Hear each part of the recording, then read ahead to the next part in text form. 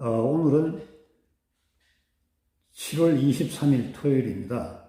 한국 경제에 우리나라 젊은이들이 재테크로 쓴맛을 보고 있다, 이렇게 상세하게 분석했기 때문에 제가 그 내용들을 스크린에서 여러분들에게 한번 알려드리겠습니다. 제목이 재테크 불나방 2030, 잡을 때마다 상투 2030 재테크 쓴맛, 이렇게 크게 나왔네요. 제가 내용을 보니까 소제목이 약 10개 정도로 뽑아낼 수가 있습니다. 첫 번째가 나만 뒤처질라 영끌한 2030, 두 번째 집 주식 코인 트리플 급락에 멘붕된 2030, 세 번째 입시 경쟁 SNS 보편화 남과 비교하는데 익숙해진 2030, 시장이 과열되는 조짐에도 패닉 바이바이가 아니고 산다 이거죠. 그 다음에 포모 증후군, 피어 오브 미싱 아웃, 이때가 아니면, 이때를 놓치면 영원히 기회가 안 올 것 같아, 이런 조바심에서 이제 사는 거죠. 요즘은 이게 푹 증후군입니다. 지금 사면 너무나 손해일 것 같아, 이렇게 바뀐 거죠. 또 최근에 집을 매입한 41%가 2030이라고 합니다. 이들은 근로소득은 적은데 부채가 많죠.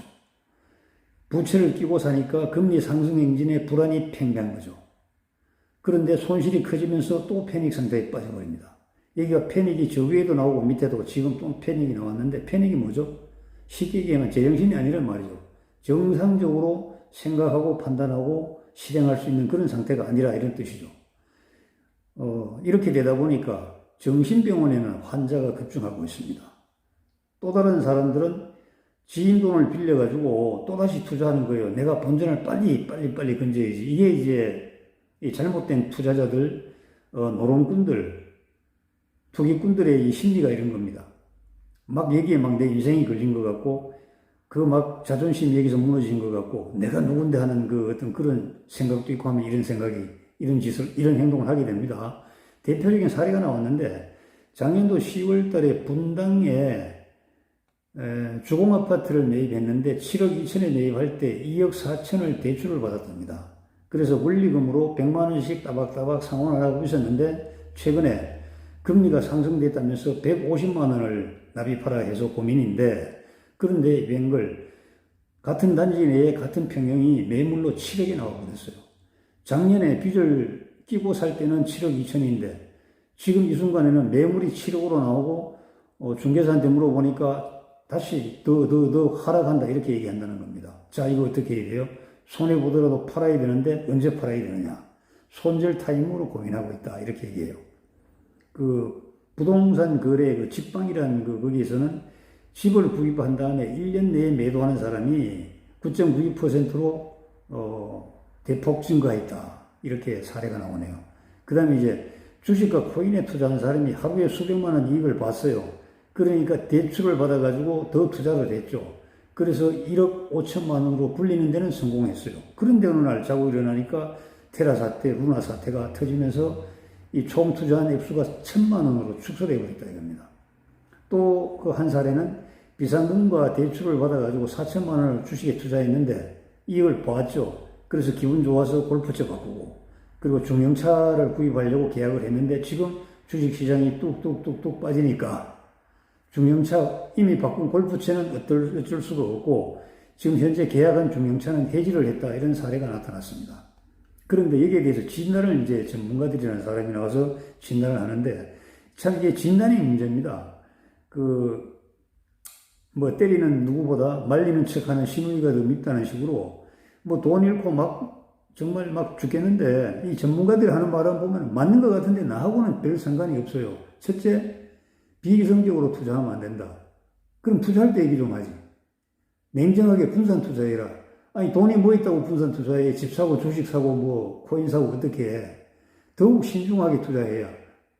아니, 지식이 있어야 신중하지. 판단의 근거도 없는데 그냥 남 따라 하는데, 그죠? 분산 투자해라. 어떻게 분산 투자해? 여러분, 이 분산 투자는요, 정반대 개념의, 정반대 성향의 재화에 투자라는 겁니다. 예를 들어서 분당에 그 아파트 투자하고 서울에 아파트 투자하고, 그건 분산 투자가 아니고요. 아파트에 투자하면 나머지는 주식에 투자하든지, 이렇게 정반대 개념의 그 성향을 가진 재화에 투자하라는 거죠. 그 다음에 국채나 안전자산에 투자하는 게 또 괜찮다 이런 말이 있고요. 그리고 또 어떤 전문가는 자본주의 기본인 순환은 정상이다. 그래, 순환은 정상이야. 그런데 어떻게 하라고? 어떻게 하라고?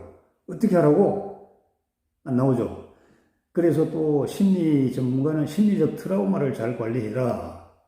누가 몰라? 뭐 불난집에 부채질 하는 거야? 이런 반응이 나옵니다. 그리고 손실 혐오 심리를 철저하게 관리해라. 돈 잃었다고 너무 과민하지 마라 이겁니다. 여러분들 낚시꾼 심리 있죠? 잃어버린 고기가 엄청나게 큰 거. 놓친 고기가 월척이 아닌 게 없잖아요. 이와 마찬가지로 사람은 원래 이익보다 손실에 대한 그 민감한 성향이 2.5배입니다. 이익보다 손실 회피가 2.5배가 높다는 거죠.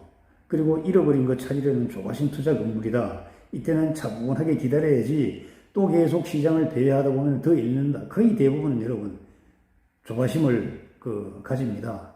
그래서 꼭 실수한 사람들이 내가 누군데 내가 한 번은 쏘갔지만은 두 번 안 쏘가 이러면서 그 시장에 다시 들어갑니다. 이러면 안 됩니다. 한 박자 쉬고 두 박자 쉬고 세 박자 쉬고 가야 됩니다. 그런데 이와 같은 현상이 지금만의 현상일까요? 아닙니다. 조선시대에도요, 연끌투자, 개입투자, 빚투자, 해지투자, 또 한양을 선호하는 집투자, 묻지마투자, 또 고리대부모 다 있었습니다. 조선시대에도요. 이 양반들이 유학을 숭상하는 그런 시대였지만은 인간의 본성은 돈에 집착하게 돼 있고 돈을 향해서 마음이 행동이 움직이게 돼 있다는 것을 정확하게 보여줄 수 있습니다. 제가 여러분들에게 오늘 드리고 싶은 것은요, 2100년 전에 중국 한나라 무제시에 사마천이라는 학자가 화식 열전을 지었습니다. 이와 같은 지금 제가 쭉 설명드린 이와 같은 비정상적이고 또 비파동적인 이 시장에서 많은 사람들이 고통을 받고 재화를 잃어버리고 가난하게 살기 때문에 어떻게 하면 부자가 되는지를 이분이 연구를 했습니다. 그래서 몇 가지 원칙을 세웠는데, 시장은 변해, 변화의 주기는 일정해. 이걸 정확하게 알아야 됩니다. 시장은 변하는 거야. 변화의 주기는 일정한 거야. 그러니까 막 들쭉날쭉한 것 같지만 사실은 빅데이터를 쭉 끌어서 보면 변화의 주기는 오르고 내리는 게 일정하다는 겁니다. 이 일정하다는 것을 확실하게 깨달아야 됩니다.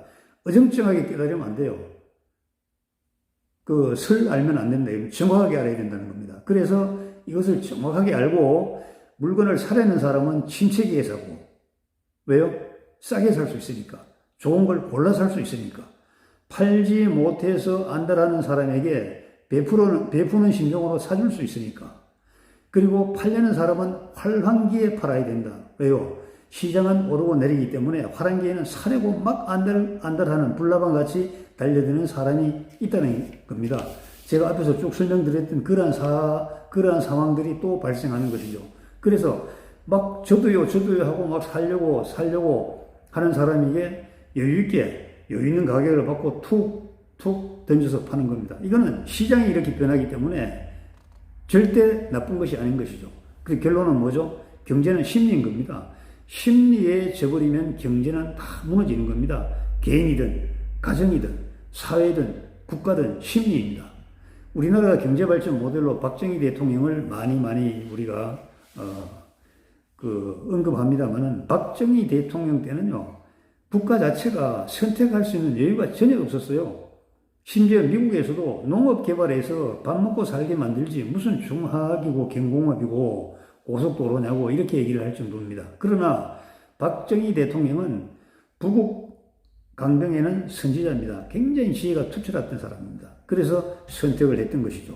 결국은 그때 이긴 심리가 지금 우리를 풍요로 만든 겁니다. 지금 얼마나 좋습니까? 그리고 두 번째, 여러 사람이 하는 것과는 반대로 해라. 반대로 선택해라. 그 다음에 아주 중요한 얘기가 있죠. 젊은 나이에는 공부해라 이겁니다.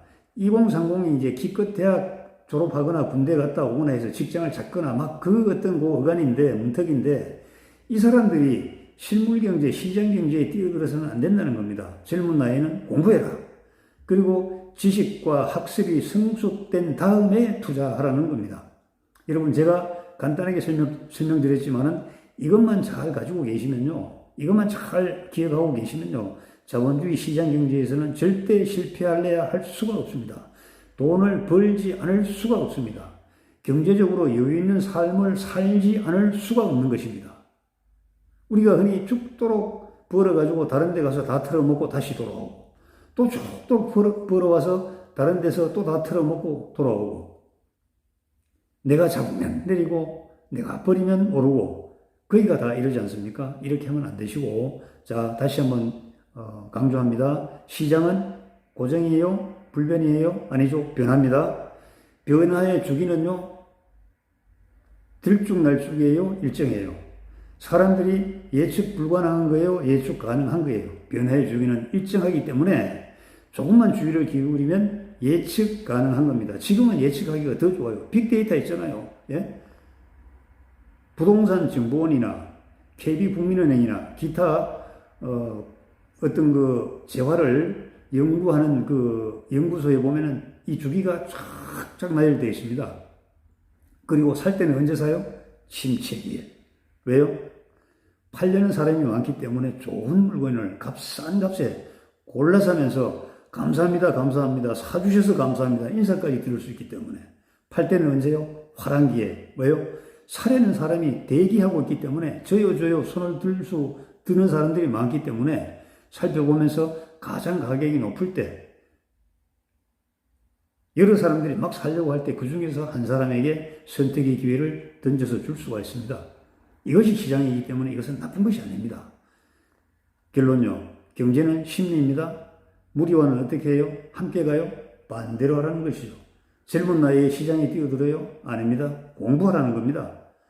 지식과 학습이 성숙된 다음에 투자, 경제 행위를 하는 것이 좋다는 겁니다. 이것은 만고불변의 진리입니다. 오늘도 진리이고 내일도 진리일 것입니다. 왜? 과거의 진리였기 때문에 그런 겁니다. 여러분, 오늘 짧은 시간 여러분과 함께 했는데 대단히 유익한 시간이 되었으면 좋겠습니다. 여러분 감사합니다.